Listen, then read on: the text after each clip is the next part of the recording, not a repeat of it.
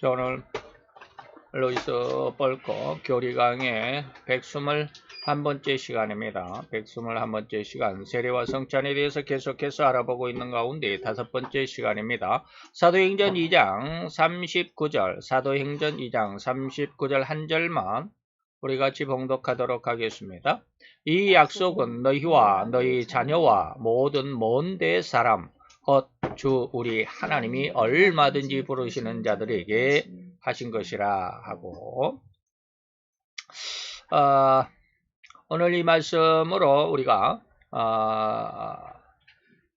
이게 121번째 시간, 그 세례와 성찬에 대해서 다시 한번 생각해 볼 텐데, 오늘은 그 세례에 합당한 대상, 누가 그 세례를 받을 수 있는 자인가라고 하는 것이죠. 몇 가지를 봅시다. 첫 번째, 이제 성인들, 만 18살 이상입니까? 성경에서 소년 그러면 16살인데, 오늘날 우리 교리적으로 이 말이죠. 그냥, 편하게 교리적으로 어떤 규칙을 정해서 할 때 18살 이상으로 아마 제정이 되어 있을 것입니다. 그래서 성인들의 세례를 받으려면 이 말입니다. 세례는 신자와 그의 후손을 위해 시도되는 것이다. 라고 믿음의 가문들에게, 믿음의 가족들에게, 믿음의 그 신자들에게 이 말이죠. 예수께서는 분명히 세례 제정의 말씀을 주로 성인 세례를 심중에 두고 말씀하셨다라고 하는 것이죠. 그래서 너희와 그 다음에 너희 자녀 그리고 세상에 어디에 있든지 모든 먼 데서 아주 멀리 있다 할지라도 하나님이 부르시는 주 우리 하나님이 얼마든지 부르시는 자들에게 다 세례를 주라 이 말이죠. 그런데 오늘 여기에서는 뭐라고 그러냐면 성인 세례에 대한 중심을 이야기하고 있죠. 왜냐하면 제자들이 그들의 선교 사업을 성인들에게부터 시작했기 때문이다 라고 하는 것입니다. 예수님의 교훈은 신앙 고백이 세례보다 앞서야 한다는 것을 의미합니다. 예수님의 교훈은 신앙 고백이 세례보다 앞서. 그래서 신앙 고백, 신앙이 있는 자에게 세례를 준다 이 말입니다. 오순절 베드로의 말씀을 받아들인 자들은 이미 세례를 받은 자들이었습니다. 그러므로 교회는 세례를 받고자 하는 모든 성인에게 신앙의 고백을 요구해야만 한다. 예수를 믿는, 예수가 구세주라고 하는 그런 믿음이 있는 자에게 세례를 줘야 된다라고 하는 것이죠. 이런 믿음도 없는데 아무런 자에게나 그냥 막 세례를 주면 안 된다라고 하는 것이죠. 이러한 고백이 이루어지면 그 진실성을 의심할 아무런 이유가 없는 한 교회는 그 고백을 표면적인 가치로 받아들여야 한다라고 했습니다. 근데 이제 자기 마음을 속이는 사람들도 없지 않아 있어요. 나는 단지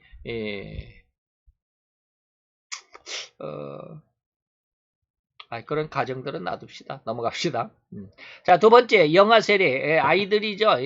갓난아기들 세례를 찾아보자. 이 말입니다. 영아 세례는 성경의 단일한 구절에 근거한 것이 아니라, 성경적인 사상의 산물이다. 성경적인 어떤 의미를 가지고 이러한 영아의 세례를 주고 있다. 이런 뜻입니다. 아브라함과 맺은 언약은 그것이 국가적인 국면이기는 했지만 주로 영적인 언약이었다라고 하는 것이죠.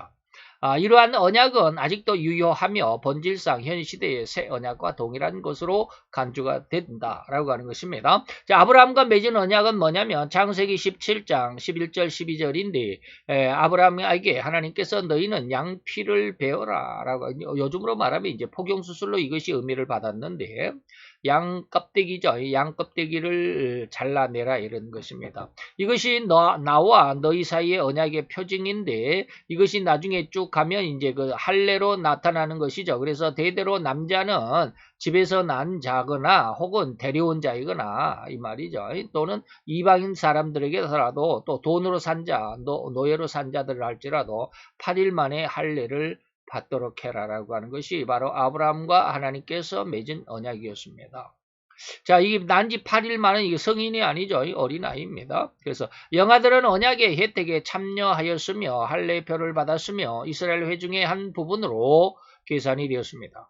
할례는 신약이 와서 언약에 들어가는 표와 정표로서 세례와 대치가 됐죠. 이제 할례를 받는 것은 아니고 세례를 대신 받는 거죠. 새 언약은 옛 언약보다 은혜로운 것으로 성경에 나타나 있으므로 새 언약은 영화를 좀처럼 배제하지는 않습니다. 이미 마태복음 19장 14절, 사도행전 2장 39절, 고린도전서 17장 14절 등의 구절들의 견해와도 역시 다릅니다. 다르다. 이 말이 뭔 말인지 모르겠네. 그뿐만 아니라 전 가족이 세례를 받았는데 이는 영아를 제외했다라는 것은 아니다라는 것이죠. 그래서 마태복음 19장 14절 보니까 예수께서 가라사대 어린아이를 용납하고 내게 오는 것을 금하지 말라. 예수님도 어린아이들에게 쫓아 하나님의 구원의 은혜를 함께 포용할 수 있다라고 하는 의미를 가졌죠. 사도행전 2장 39절에 오늘 본문의 말씀으로 선택을 했는데 너희와 너희의 자녀 그리고 이제 모든 이방인들이나 어떤 사람들이든지 간에 이랬죠. 이렇게 자녀들은 뭐예요? 어린 아이들이죠. 고린도전서 7장 14절을 보니까 믿지 않은 남편이 아내로 인해서 거룩하게 되고 믿지 않은 아내가 남편으로 인해서 거룩하게 되나니 그렇지 아니하면 너희의 자녀도 깨끗이 하냐. 다시 말하면 믿지 않는 부부 사이에 그 태어나는 자녀들 역시 하나님의 거룩한 정결한 아이가 된다라는 것입니다. 그래서 영아 세례 세 번째는 근거와 작용을 한번 보자. 개혁과 노선의 어떤 학자는 개혁과 과자가 왜 들어갔는지 모르겠네. 개혁 노선의 어떤 학자는 영아가 가정적인 중생의 근거로 세례를 받는다라고 주장하고 또 어떤 사람은 영아는 중생의 약속을 포함하는 하나님의 총포괄적 언약적 약속의 근거에서 세례를 받는다는 입장을 취한다. 다시 말하면 어린아이도 저기 세례를 받는 다시 말하면 고백 신앙 고백에 의해서 우리가 세례를 준다라는 말씀을 했죠. 이게 왜 없어져 버렸네. 그 말씀과도 같이 어린아이도 아빠 엄마에 의해서 신앙 고백이 되어진다라고 하는 그런 주장이 있는가 하면 중생의 약속 다시 말하면 제가 늘 이야기했던 대표설에 의해서 이 말이죠. 아빠 엄마의 신앙에 의해서 그 대표로 인해서 그 자녀도 포괄적으로 언약적으로 세례를 받는다라고 이렇게 말하는 입장이 있다 이 말입니다. 이 후자의 견해가 보다 받아들일만 할 가치가 있다. 다시 말하면 대표설에 의해서 이것이 우리가 더 받아들인다라고 하는. 어린아이는 자기 어떤 의식이 없잖아요. 그래서 의식적으로 신앙 고백을 하고 세례를 받는다라기보다는 아빠의 그 신앙 고백 속에서 그 속에 포함된다 이런 뜻입니다. 그래서 영아세례 확실한 객관적 근거를 바로 이 언약적 약속에 우리는 둔다 이 말입니다. 그러나 영아세례가 어떻게 영적 생명을 강하게 하기 위한 언례의 방편으로서 기능을 발휘할 수 있느냐는 문제가 일어난다. 다시 말하면 그 어린아이는 자기가 의식도 없이 세례를 받았으니까 그 세례에 대한 의미를 모르니까 그 세례에 대한 이거 왜 또 자꾸 이럽니까? 그 세례에 대한 그 하나님 앞에 그 신앙의 성장, 신앙의 어떤 훈련 이것들의 어떤 강력함을 가질 수 있겠느냐 이 말입니다. 이런 문제가 있다. 자기는 의식도 없이 받았는데 엄마 아빠가 나를 대신해서 받았는데 이 말입니다. 그 대답은 영아들이 세례를 받을 때 중생되었다라고 한다면 세례는 그 시행시의 중생의 생명을 강하게 하는 것이고 세례의 의미가 더욱 명백히 이해된 후에는 믿음이 더 견고해질 수 있다. 그러니까 쉽게 말하면 이제 어린아이 때 영아세례 엄마 아빠에 의해서 영아세례를 유아세례를 받은 자들은 나중에 성장해가면서 신앙의 훈련 계속 받고 가기 때문에 어느 순간에는 그 세례의 의미가 명확하게 이해된다. 다시 말하면 하나님의 은혜 예수님의 십자가를 발견하게 됐을 때 그 믿음은 더욱 견고해진다라는 그런 뜻이죠. 그러므로 세례의 작용에 세례의 시행 순간에만 필연적으로 제한된다라고 말할 수는 없다. 세례할 때만 그때만 신앙이 필요한 건 아니다. 이런 뜻이죠. 자 여기에 대해서 문제 하나만 오늘 풀어보도록 하겠습니다. 자 세례를 받기 전에 무엇이 선행되어야 되는가라고 하는 것입니다. 무엇이 선행되어야 되느냐. 마가복음 16장 16절 잘 보면은 세례를 받기 전에 뭐가 있냐면 믿고라는 전제가 붙어 있습니다. 믿고 세례를 받은 사람은 구원을 얻을 것이고 믿지 않음으로 인해서 세례를 안 받는 사람은 정죄를 받는다. 자, 사도행전 2장 41절에 그 베드로의 말을 듣고 이 말이죠. 그 베드로의 말을 받은 사람은 다 세례를 받는다. 그 이날의 제자의 수가 3천이나 더했다. 믿는 자가 3,000명이나 교회로 들어왔다라고 하는 것이죠. 사도행전 16장으로 쭉 넘어가 보니까 가로되 주 예수를 믿으라 라고 했습니다. 이게 이제 간수장에게 하는 말이죠. 바울이 옥에 갇혔는데 뭐냐 갑자기 옥문이 열리고 그냥 지진이 일어나가지고 옥문이 열리고 그러니까 간수장이 와가지고 저 죄수들이 다 도망갔구나 하고 스스로 이제 자결하려고 그랬더니까 그러니까 이제 베드로가 그 바울이 그랬죠. 네 몸을 상하지 말라 하면서 하는 말이 뭐냐면 우리가 어떻게 구원을 얻겠습니까? 라고 말하니까 가로되 예수를 믿어라. 그러면 너도 그리고 너의 집도 구원을 얻겠다라고 하는 것입니다. 자, 먼저 뭘 하라고? 예수를 믿으면 너도 구원을 받고 내 집도 구원을 받는다라고 하는 것입니다. 자, 이걸 한번 생각을 해봅시다. 요한복음 15장 7절에 보니까 너희가 내 안에 거하고 내 말이 너희 안에 거하면 뭐요? 나의 말이 하나님의 말씀이 우리 속에 믿음으로 거하면 무엇이든지 원하는 대로 구하라. 그리하면 이루리라. 제가 요즘에 참 이상한 꿈을 계속해서 3일 동안 꿨어요. 오늘 아침에는 그런 꿈을 안 꿨는데 어제 그제 해갖고 3일 동안 계속 연관된 꿈을 꿨어요. 3일 전에는 꿈에 뭐 아주 그냥 하얀 무슨 책 같은 것을 계속 어떻게 만들어내는 거 내가 만들어내는지 거기에 무슨 작업을 하는지 정확하게 기억이 없어요. 벌써 시간이 가버려서. 근데 하얀 어떤 그 편지 같은 책 같은 거 무언가를 좌우지간 그런 걸 봤어요. 그러면서 이제 꿈을 깼는데 그저께는 그게 책꽂이에 쫙 꽂혀 있는 것처럼 이게 뭐 아주 대형 뭐 그런 어떤 서재는 아니에요. 그냥 뭐 우리 가슴만 한 아름 이 정도 되는 책장에 이렇게 쫙 꽂혀 있어요.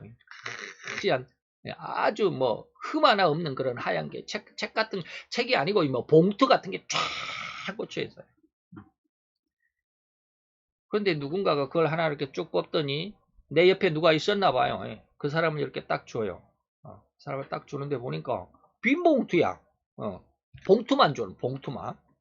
그거 하나. 그러더니 또 하나를 이렇게 딱 뽑더니 나를 주더라고. 그래서 내가 딱 보면서 뭐 빈 봉투만 왜 빈 봉투만 줘요? 빈 봉투 뭐하게 그랬더니 또 하나를 딱 뽑아서 딱 주는데 그게 이제 그 안에 들어있는 편지 같은 건데 뭐가 써 있는지를 몰라요.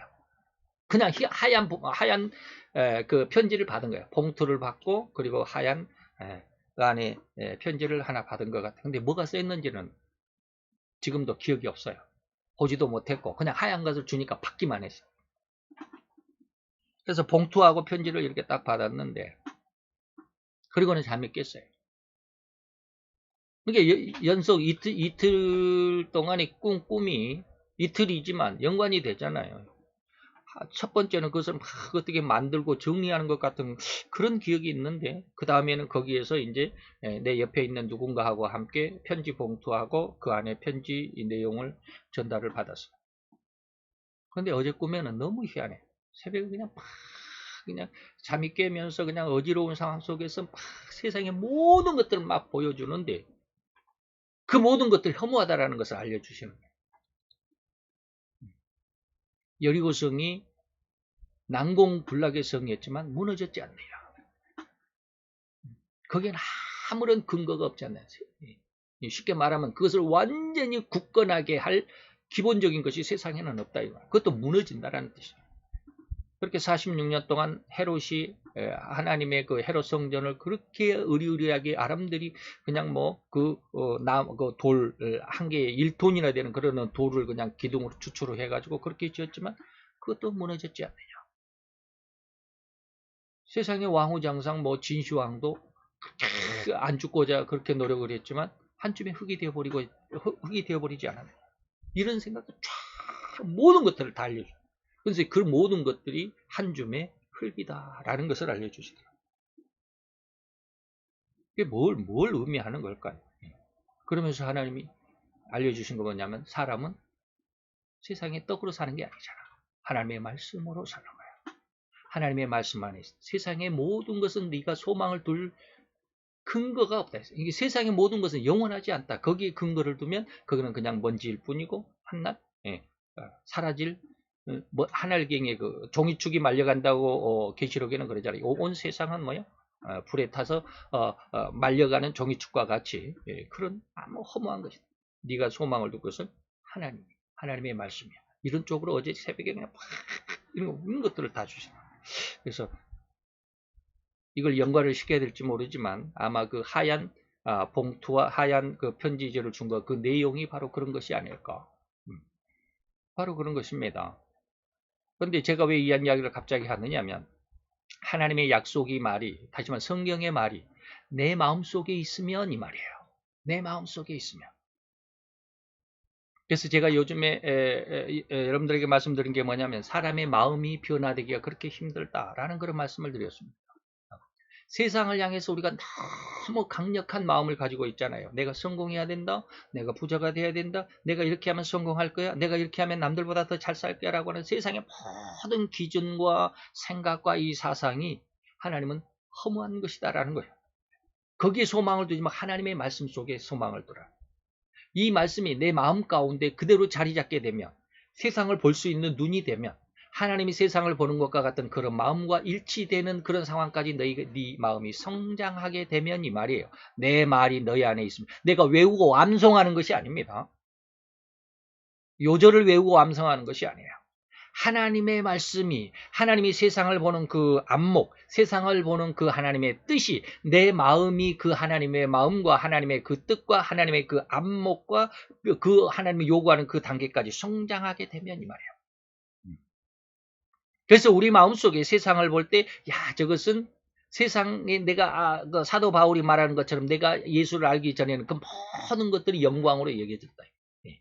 내가 뭐 히브리인 중에 히브리인이고, 내가 뭐 베냐민 집하고 이스라엘 중에 이스라엘이고, 내가 뭐 이스라엘 중에서도 내가 바리새인이고, 엄청나게 신앙 속에서 가장 훌륭한 삶을 살았다. 이 모든 것이 자랑스럽고 세상 중에서 명예고 세상 중에서 영광이라고 생각했었는데, 이제 예수를 만나고 보니까 이 모든 것들이 똥과 같더라, 배설물과 같더라 라고 여겨지는 그 마음이 될 때 하나님의 은혜가 하나님의 말씀이 내 안에 들어오면 세상이 그렇게 보여집니다. 그렇게 느껴집니다. 이게 바로 뭐요? 내 말이 너희 안에 거하면 이 말이에요. 무엇이든지 원하는 대로 너희가 기도하고 원하고 구하면 그렇게 이루어진다. 요절을 암송하는 것을 뛰어넘어가는 겁니다.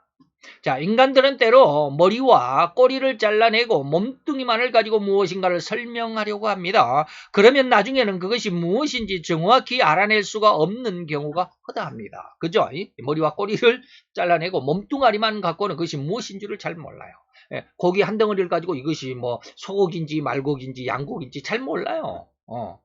돼지고기하고 뭐 소고기는 뭐 색깔에 따라서 전문가들은 쉽게 구분할 수 있다고 그러는데 말고기는 잘 구분을 못한다고 그래요. 많이 안 봐서 그러는지 어쨌든지 그렇습니다. 그리고 또한 소비자나 또 상대는 그 중간만을 보고 결정하게 될 것이죠. 그래서 우리는 뭐 정육점에 가서 고기를 살 때 그냥 그 한 부분만 보고 사죠. 그 사람들이 소고기라 그러면 소고기인 줄 알죠. 양고기라고 그러면 양고기인 줄 알죠. 예? 양고기를 갖다가 소고기라고 해도 우리는 몰라요. 그런 결정이 때로는 엄청난 불이익, 속아간다 이 말이야. 사기당한다 이 말입니다. 불이익을 초래하는 사기일 가능성조차 우리는 상당히 많다라고 하는 것이죠. 즉 어떤 단체 또 우리 정통적인 교단이나 교파에서는 저들을 그렇게 이제 뭐 잘못된 우리에게 불이익을 주는 이러한 그런 자들을 우리는 뭐라고 그런다? 이단이나 사이비로 규정하고 있습니다. 자, 사도행전 16장 31절에 보니까 주 예수를 믿으라 라고 했습니다. 주 예수를 믿으라. 뭡니까? 전제 조건으로 우리가 아까 신앙 고백이 있어야 된다 그랬죠. 예수를 믿으면 너와 내 집이 구원을 얻는다라고 하는 것입니다.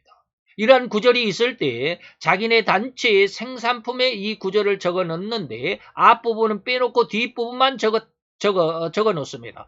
가로되 주 예수를 믿으라라고 하는 이 부분을 딱 빼버리고 너와 내 집이 구원을 얻는다. 이 말만 적어 놓습니다. 가로되 주 예수를 믿으라라는 앞부분은 빼고 뒷부분에 너와 내 집이 구원을 얻는다라고 이러한 부분만 적어 놨습니다. 어떤 제품인지 아십니까? 36 제품에 다 그렇습니다. 36 제품에 36 두유니 뭐 36 우유 뭐 이런 제품에 그렇습니다. 안식교의 제품이죠. 그런데 보면은 자기들은 예수를 믿는다라고 하면서 이 예수를 믿으라는 이 부분을 딱 빼고 뒤에만 이렇게 적어놨습니다. 한번 나중에 뭐 사서 사지는 마시고요. 저는 36 제품이나 통일교 일화 제품이나 이런 데는 전혀 안 삽니다. 저기 뭐 마트에 가서 한번 슬쩍 들어서 한번 살펴보세요. 이런 부분이 있나 진짜 한번 찾아보세요. 있습니다. 그래서 그러면 사람 중에 혹 어떤 사람은 그냥 예수를 믿어야 한다라는 전제 조건을 생각하지도 않은 채 그냥 자신과 가족들의 행복과 구원을 바라는 마음을 가질 수밖에 없는 이런 오류가 발생하게 됩니다. 예수를 안 믿고도 그냥 너와 내 집이 구원을 얻는다라고 하면 이것만을 원한다. 잘 살고 잘 먹고 이런 것만 원한다 이 말입니다. 이럴 수도 있습니다. 이것을 우리는 뭐라고 그런다? 이단과 사입이라고 그런다. 이랬던 무엇인가를 드러내는 의미가 있게 할 때 반드시 전제 조건이 너무나도 중요합니다. 오늘 퀴즈로 제시한 질문이 바로 그러한 의미를 함축하고 있습니다. 마가복음 16장 16절에 믿고 믿어야 된다 이 말입니다. 그리고 그러한 지금 베드로가 죄를 회개하고 예수를 믿으라 그리하면 성령을 선물로 받으리라고 하는 이 말을 믿고 그 말을 받은 사람들이 세례를 받는다 이 말입니다. 그냥 세례만 받으면 안 돼요. 예. 사도행전 16장 31절 34절에 아까 말했던 바울이 그 감옥의 간수장에게 주 예수를 믿어라 그리해야만 너와 내 집이 구원을 얻는다라고 말하는 것처럼 그 세례를 받고자 하는 전제 조건이 바로 뭐예요? 믿음이다. 예수의 복음을 받는 사람들이고 주 예수를 구세주로 믿는 사람들입니다. 그렇다고 한다면 때로 성경을 반문으로 반대로 이제 반대 질문을 하면서 제시하고자 하는 사람들도 있을 것입니다. 다시 말하면 너희로 회개케 하기 위하여 물로 세례를 주거니와 즉 회개한 사람들에게 물 세례를 준다는 것이 아니라 회개하게 하려는 의도에서 이 물세례를 주는 것이 아닌가라고 하는 이러한 반문을 하는 사람들도 있을 것입니다. 그러나 이런 반문에 대해서는 잠시 한 발 뒤로 물러나서 이 말씀의 이면을 곰곰이 생각해 보면 다시 말하면 너희로 회개케 하려고라는 이 말에 전제 조건이 없는 것 같이 생각되겠지만 분명하게 전제하고 있는 그 조건을 우리가 발견할 수 있습니다. 이렇게 물세례를 받고자 하는 사람들은 어떤 사람이었습니까? 곧 그들은 이미 세례요한의 설교를 들은 자들이라고 해야만 합니다. 그 말을 받은 자들이다 이 말입니다. 무슨 말인지 이해가 됩니까? 자, 마태 3장 3절 6절 봅니다. 저는 선지자 이사야로 말씀하신 자라 일러스되 다시 한번 세례요한에 대한 설명이죠. 광야에서 외치는 자의 소리가 있어 가로되 너희는 주의 길을 예비하라 그의 첩경을 평탄케 하라였느니라 라고 3절 그 다음에 6절로 넘어가서는 자기들의 죄를 자복하고 요단강에서 세례를 받더라 라고 하였습니다. 자, 이해가 됩니까? 물세례로 초청하기 전에 세례요한은 죄를 용서받고 구원을 하고자 하는 사람들에게 주의 길을 예비하라고 그의 첩경을 평탄케 하라고 나는 그런 요청을 받은 그런 사명자다라고 이렇게 말합니다. 그랬더니 그의 외침 그의 설교 다시 말하면 하나님의 말씀을 들은 사람들이 자기의 죄를 자복하고 이어서 세례 요한에게 나와서 세례를 받았다라고 하는 기록을 우리가 볼 수 있어야 합니다. 다시 말해서 세례를 받기 전에는 반드시 하나님의 말씀을 사람들 자신이 그 자신의 마음속에 믿음으로 받아들여야만 한다는 것이 전제되고 있음을 깨달을 필요가 있다 이 말입니다. 그래서 세례는 아무에게나 세례를 주는 것이 아니라 믿음, 예수를 구세주로 받은 사람, 믿은 사람, 하나님의 말씀을 받은 사람, 다시 말해 하나님의 말씀을 믿은 사람들에게 세례는 주는 것이다. 전제 조건 우리가 보겠죠. 세례를 받기 전에 무엇이 선행돼야 되느냐, 전제 조건이 돼야 되느냐 이 말입니다. 잘 기억을 하실 수 있을 줄로 믿습니다. 기다립시다. 할렐루야. 주님 여호와여 주께 감사와 찬양과 영광을 돌려드리나이다. 오늘도 우리는 세례를 통해서 하나님의 귀한 뜻 그리고 하나님의 귀한 백성들의 그 길을 열어보았나이다. 하나님 우리가 그 세례의 그 정확한 의미 아버지 오늘은 특히 전제 조건 그 요건에 대해서 선행되어지는 요건에 대해서 생각해 보았나이다. 우리 주님 예수 그리스도를 내 마음의 구세주로 하나님의 말씀의 약속을 진정한 하나님의 영광으로 믿는 귀한 믿음의 역사가 이루어지는 하나님의 아들 하나님의 귀한 자녀들로 성장하는 믿음의 자녀들이 되게 하여 주옵소서. 오늘도 주님의 귀한 사랑과 그 크신 은혜와 은총을 감사를 드리며 예수 그리스도의 이름으로 기도하여 싸움나이다. 아멘.